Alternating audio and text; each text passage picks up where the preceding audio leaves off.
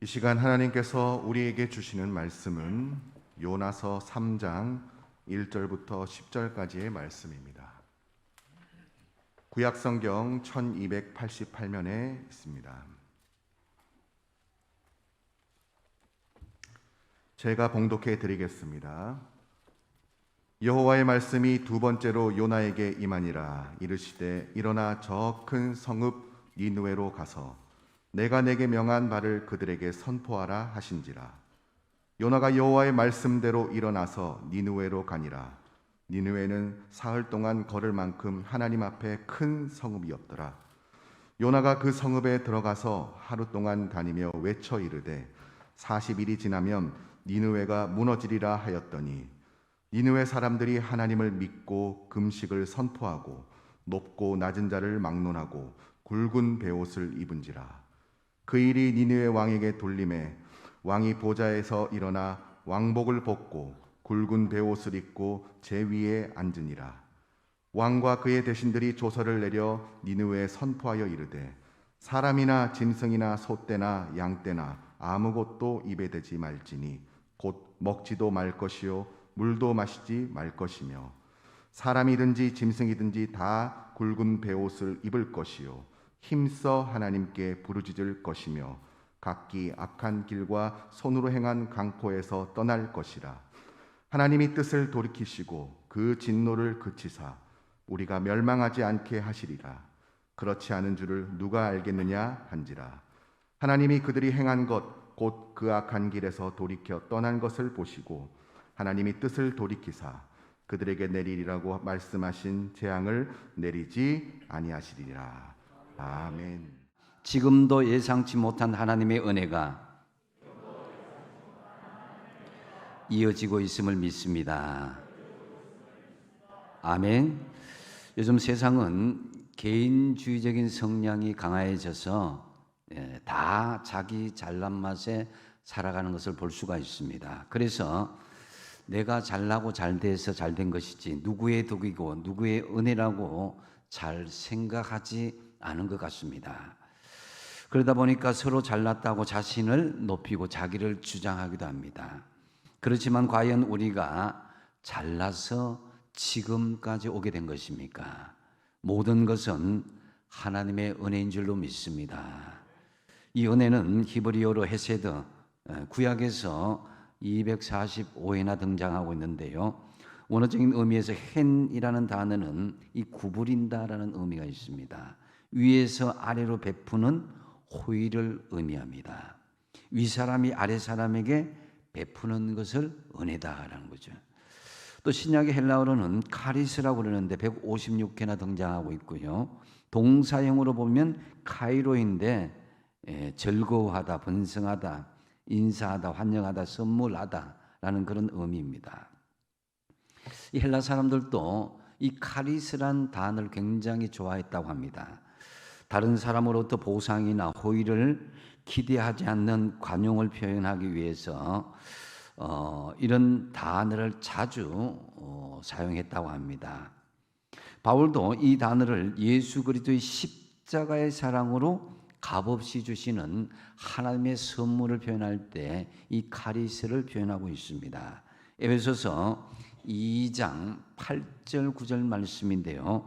같이 한번 읽어보겠습니다. 시작. 너희는 그 은혜에 의하여 믿음으로 말미암아 구원을 받았으니 이것은 너희에게서 난 것이 아니요 하나님의 선물이라. 9절. 행위에서 난 것이 아니니 이는 누구든지 자랑하지 못하게 함이라. 아멘. 이 말씀의 신학적인 의미를 부여하자면은 받을 자격이 전혀 없는 사람에게 하나님께서 베푸시는 일방적인 호의다라고 할 수 있습니다. 우리 자신을 한번 되돌아보십시오. 지금까지 우리가 이 자리에 오기까지 하나님의 은혜가 아닌 것이 과연 무엇인가를 한번 되돌아보십시오. 지금까지 산 것도 하나님의 은혜요. 심지어는 숨 쉬는 것도 하나님의 은혜고, 여러분 식사하셨습니까? 식사하는 것도 하나님의 은혜입니다. 요즘 코로나 때문에 밥맛이 떨어져서 밥맛이 잘 나지 않는다는 분도 많더라고요. 평소에 당연히 음식을 먹으면은 거기에 밥맛을 느끼고 먹는 즐거움이 있어야 되는데 그 먹는 즐거움이 사라졌다 하는 분도 보았습니다. 또한 아무리 진수성찬이 차려져도 우리 소화기관, 이 식도나 소장, 대장 어느 것 하나도 온전치 않으면은 음식을 마음대로 먹을 수가 없습니다. 지금도 우리가 오늘 교회에 나오고 싶어도 몸이 불편해서 아니면은 너무나 세상적으로 바빠서 이러저런 사정으로 나오지 못하는 사람들도 많이 있습니다. 매 순간 하나님의 은혜가 아닌 것이 없다는 것이죠. 한번 따라하겠습니다. 모든 것이 하나님의 은혜입니다. 아멘. 예, 새해가 되면서 남아공에 이 전원미 선교사님으로부터 연락이 왔습니다. 주신 문자 내용이 이렇습니다. 땅 주인의 횡포로 또 교회가 잠시 닫혀 있습니다. 월세 협상을 하려는데 남편 우정구 선교사가 하려 하니 저랑 계약했으니 저랑만 하겠다고 거부했다고 합니다. 변호사를 통해서 교회 문을 다시 열긴 했지만은 정말 언제까지 이런 일이 계속되어야 하는지 알 수가 없습니다. 한국적인 상식으로는 이해가 안 되는 나라가 남아공입니다. 이곳에 지어진 건물을 사서 교회로 써보려고 그렇게 해도 안 되고 너무 답답해서 한국에서 기도원에 나가서 부르짖기도 하고 기도하며 몸부림쳐 보기도 하고 그러나 딱히 해결점이 보이지 않습니다. 그저 주여 어떻게 하기를 원하십니까? 기도하며 기다릴 따름입니다. 예수 보지만 안 될 때는 그냥 멈춰서라는 신호인 줄 알고 하늘만 바라보고 있습니다. 그런데 제게 자꾸 찬양이 맴돕니다. 모든 것이 은혜, 은혜, 값없는 은혜. 그러네요. 이제까지 모든 것이 하나님의 은혜가 아닌 것도 하나도 없기에 그저 감사하고 묵묵히 지나가렵니다. 이 부분에서 제가 가슴이 참 먹먹하고 마음이 아팠습니다. 저는 분명히 남아공의 우정구 전원미 선교사님의 사역 현장에 하나님의 예상치 못한 은혜가 임할 줄을 확실히 믿습니다. 한편으로 엊그제 말레이시아 김상엽 선교사님께서 2년 동안 비자가 나오지 않았습니다. 이슬람 지역에서 하다 보니까 이 코로나 기간에 아예 비자를 주지 않으려고 하는 그런 작정한 듯이 되어서 김상겸 선교사님 네 분들이 굉장히 선교 현장에 대해서 마음의 절박함과 애절함을 가지고 있었습니다. 그러다가 딱 2년 만에 비자를 5+5, 10년짜리 비자를 받게 되었다는 소식을 듣고 참 기뻤습니다. 선교사님은 이렇게 문자를 보내오셨습니다. 2년 동안 비자로 인해서 2번의 한국행, 2번의 비자 여행 등 불안함과 마음고생에 정말 너무나 힘든 시간을 보냈고 너무 많은 재정을 사용했으면 했습니다. 비자로 인해서 정말 하나님께만 매달리고 기도하였고 말레이시아에 대한 확신을 다시 한번 갖게 되었으며 모든 것은 하나님께 속해 있고 하나님의 때가 있다는 것을 다시 한번 배우기도 했습니다. 같이 기도해 주시고 걱정해 주시고 염려해 주신 것을 진심으로 감사드립니다. 예상치 못한 은혜를 베풀으신 하나님께 영광의 박수 한번 올려드릴까요? 너무나 선교 현장을 포기해야 될까? 정말 20년 넘게 선교한 지역이 한순간에 복귀하지 못할 수도 있다는 그런 생각을 가졌지만은 하나님은 그 기간 동안 김상엽 선교사님에게 많은 것을 깨닫게 했고 하나님께서 하신다는 것을 분명히 보여주었다라는 거죠. 이 예상치 못한 하나님의 은혜가 또 우리 가운데 2023년 새해에 여러분과 가정과 일터 위에 풍성하게 임하시기를 축복드립니다. 오늘 본문에서 예상치 못한 하나님의 은혜를 접한 또 한 사람을 우리는 만날 수 있습니다. 바로 요나입니다. 요나는 비둘기라는 이름의 뜻을 가졌습니다. 비둘기는 옛부터 소식을 전하는 전령사 구실을 했는데요. 요나는 하나님의 선지로서는 최초로 이방 국가인 아수르, 아시리아라 그러기도 하고요. 수도 니느웨에 있는데 이 니느웨는 이라크 북부의 모술 지역입니다. 유명한 이슬람 ISIS의 근거지에 파송을 받게 되었습니다. 하지만 요나는 하나님께서 파송한 명령이 못마땅하였습니다. 왜냐하면 아수르는 조국 이스라엘을 괴롭히는 나라였고 우상을 섬기는 나라였습니다. 무엇보다 구원은 오직 선민 이스라엘에게만 있는 것이지 이방 민족에게 구원이 베풀어진다는 이것이 용납되지가 않았습니다. 이런 이유로 요나는 니느웨 대신에 정반대인 다시스로 향하여 나갔습니다. 완전히 하나님의 명령에 불순종하는 요나였습니다. 그런데 본문에 보면은 예상치 못한 하나님의 은혜가 부어지는 것을 볼 수가 있습니다. 가장 먼저 예상치 못한 하나님의 은혜가 무엇입니까? 먼저 하나님은 다시 부르심의 기회를 주신다라는 것입니다. 1절을 보시면은 여호와의 말씀이 두 번째로 요나에게 임하였다라고 말씀합니다. 여기서 두 번째라는 히브리어로 시니트인데요. 다시 한번 두 번째로 기회가 주어졌다는 것입니다. 이 첫 번째 니느웨로 가라는 하나님의 명령에 불순종했던 요나에게 전혀 예상치 못한 하나님의 은혜, 그 기회가 주어진 것입니다. 세상에는 이 전과자라는 딱지가 붙으면은 이 이유가 어떠하든지 전과자라면 일단 경계하고 멀리하는 경향들이 있습니다. 하지만 하나님은 그렇지 않습니다. 하나님께서는 한 번의 도주 전과가 있는 요나를 또 부르셔서 사명을 맡기시는 것을 볼 수가 있습니다. 2절을 보시면은 일어나 저 큰 성읍 니느웨로 가서 내가 내게 명한 바를 그들에게 선포하라고 말씀하십니다.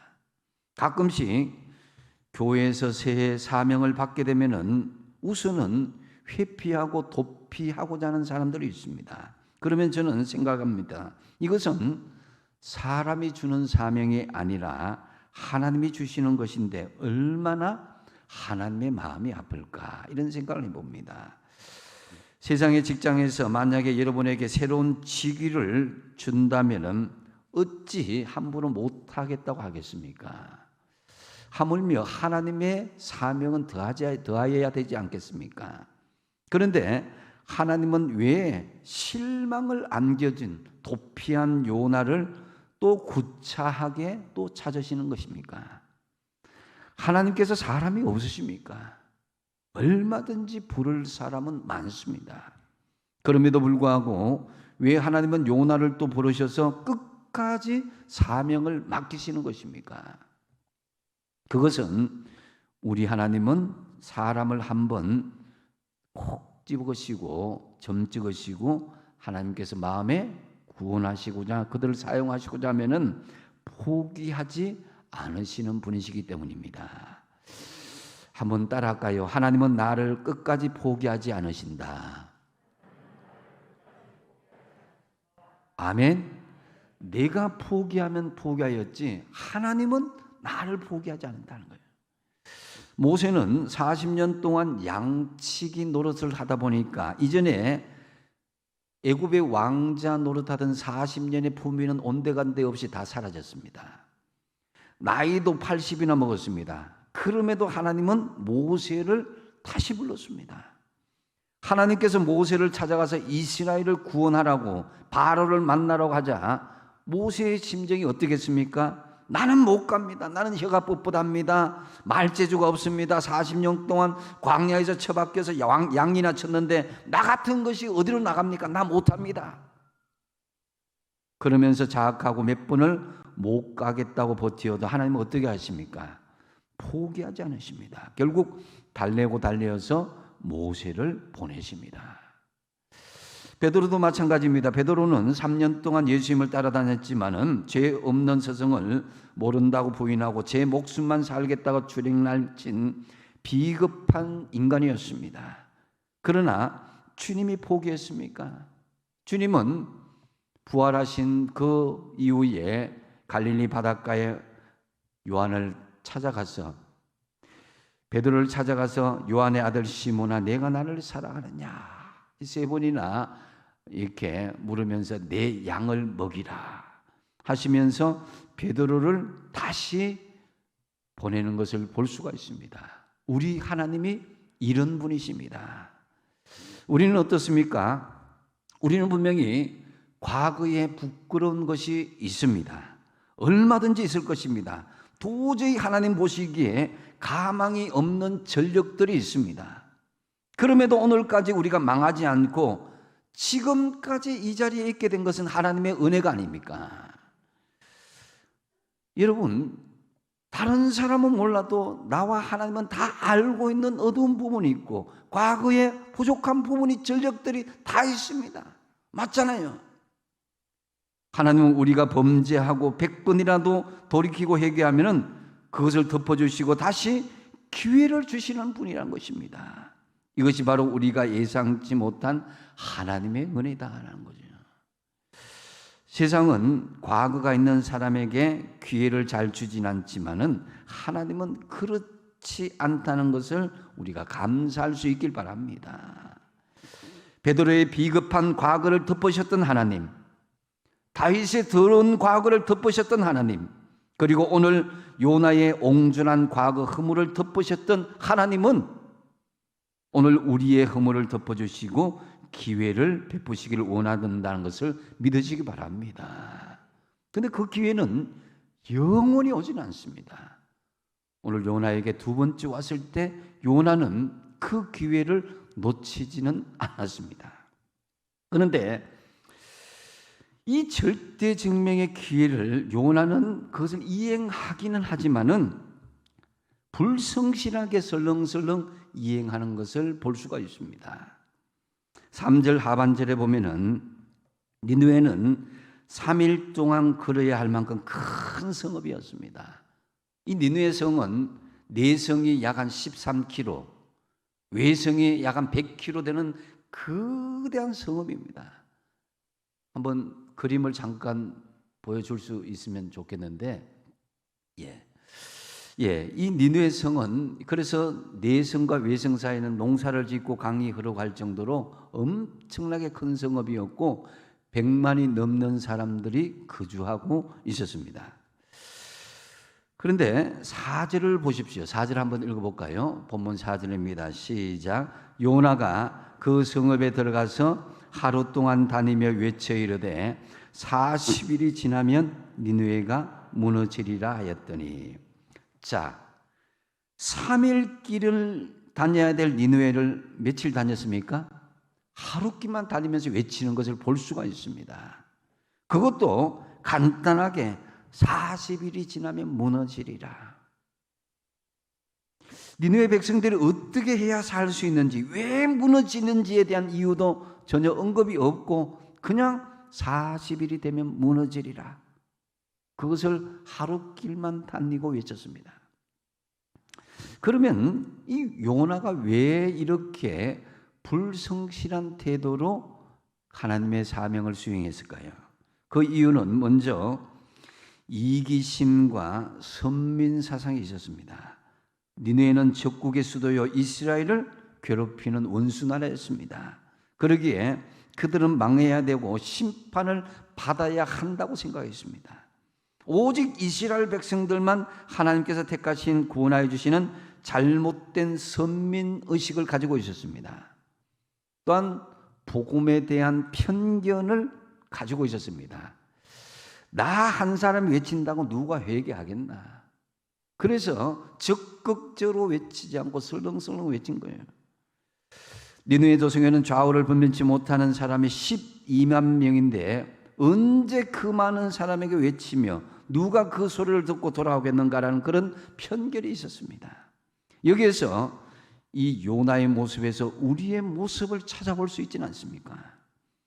우리에게 이익이 걸린 문제는 죽기 살기로 힘쓰지만은 하나님이 우리에게 믿고 맡긴 사명은 대충 감당하고 있는 부분은 없는지, 그러면서도 마치 내가 사명을 다 감당한 처럼 스스로 그렇게 자유하고 있는 부분은 없는지를 되돌아보셔야 됩니다.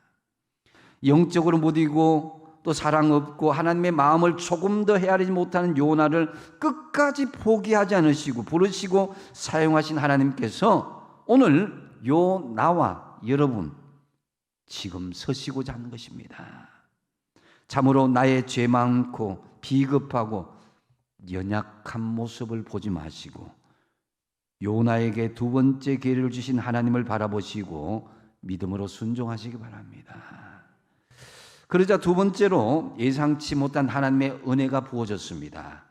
하나님의 주도로 변화가 일어나기 시작한 것입니다.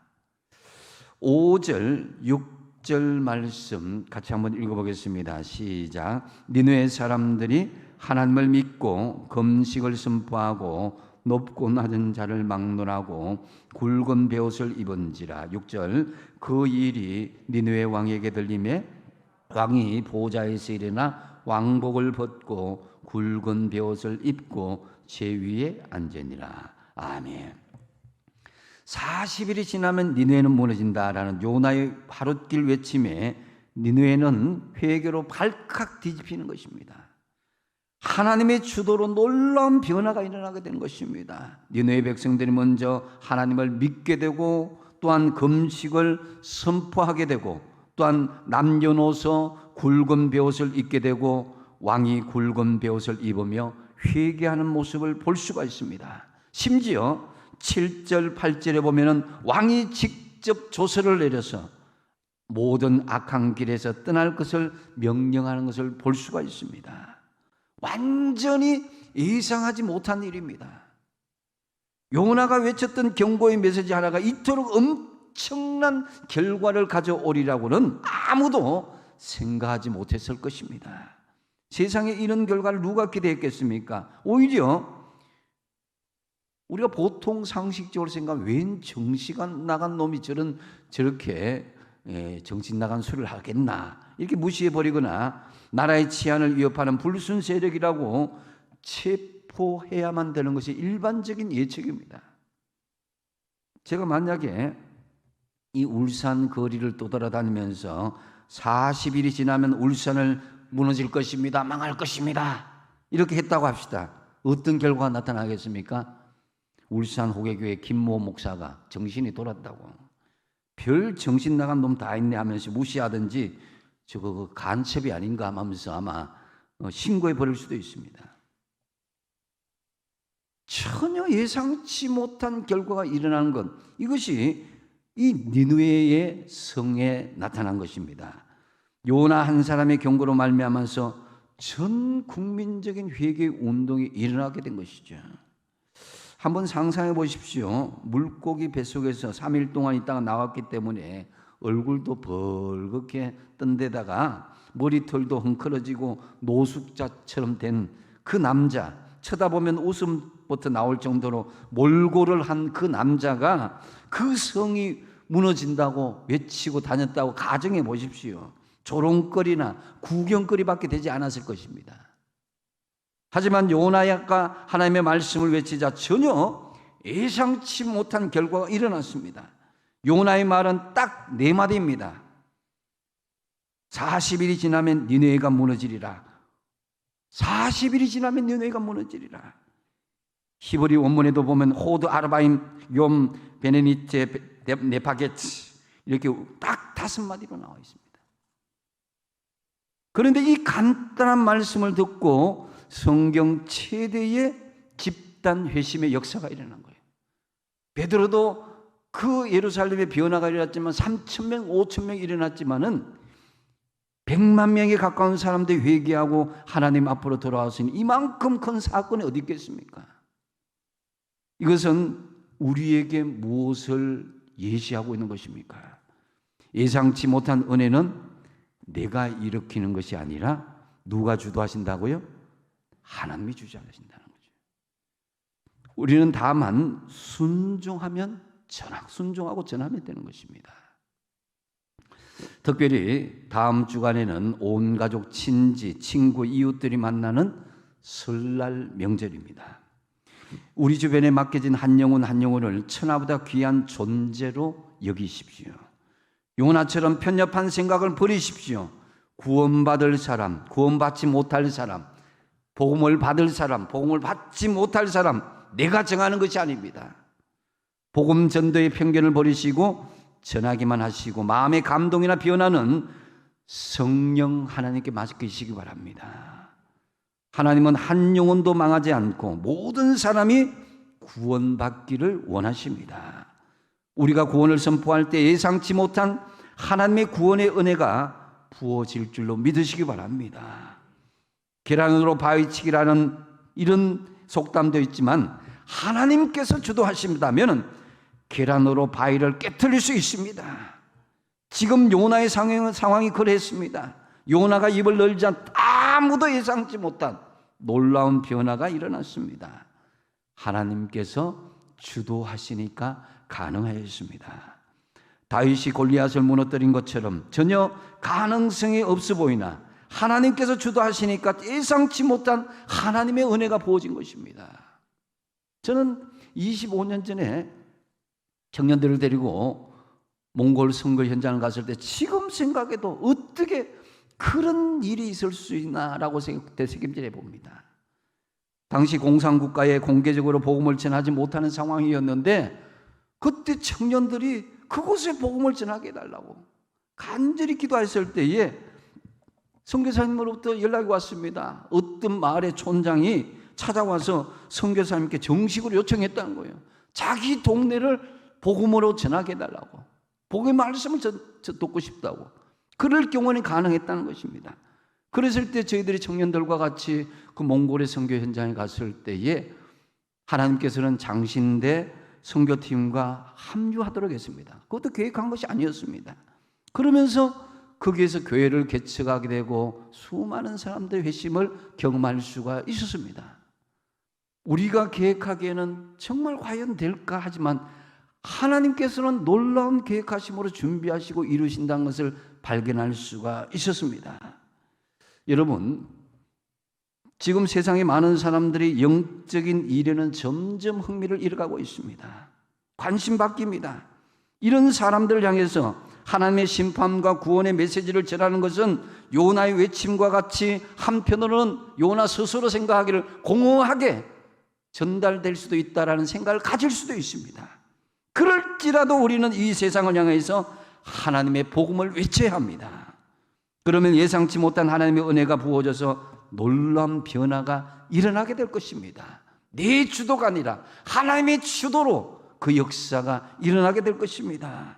내 생각, 내 경험, 내 판단과 지식을 내려놓고 한 영혼을 위한 열심과 순종으로 예상치 못한 놀라운 변화가 여러분의 삶 속에 풍성하게 일어나게 되기를 축복드립니다.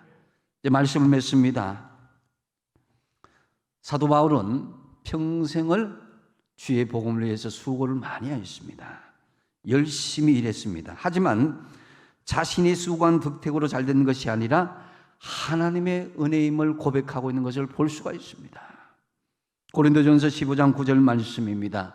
같이 한번 읽어보겠습니다. 시작. 그러나 내가 나 된 것은 하나님의 은혜로 된 것이니 내게 주신 그의 은혜가 헛되지 아니하여 내가 모든 사도보다 더 많이 수고하였으나 내가 한 것이 아니요 오직 나와 함께 하신 하나님의 은혜로라. 할렐루야.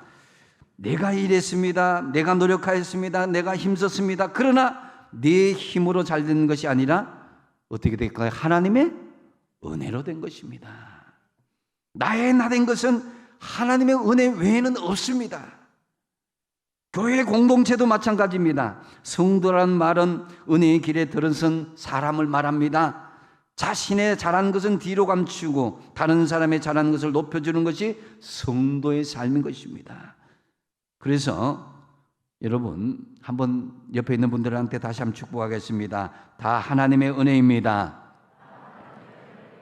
당신이 잘했습니다. 나는 아무것도 아닙니다. 아멘. 우리 교회는 은혜를 배우는 학교와도 같습니다. 예수님을 믿으면 은혜의 학교에 입학하는 것과 같습니다. 하나님의 크신 은혜를 하나하나 배워가는 것입니다. 자식 중에 가장 나쁜 자식이 있다면 부모님의 은혜를 모르는 자식일 것입니다. 성도 중에 가장 소망이 없는 사람은 하나님의 은혜를 저버린 사람일 것입니다. 좀 잘 산다고, 좀 잘 되었다고 교만하지도 마시고, 또한 반면에 잘못되었다고 불평하고 원망하지도 마십시오. 때로 하나님께서는 우리에게 잘 되게도 하시지만 안 되게도 하십니다. 모든 것이 하나님의 은혜입니다. 하나님은 지금도 전혀 예상치 못한 방법으로 우리에게 은혜를 베풀고 계십니다. 예상치 못한 하나님의 은혜가 무엇입니까? 첫 번째로 하나님은 다시 우리에게 부르심의 기회를 주신다.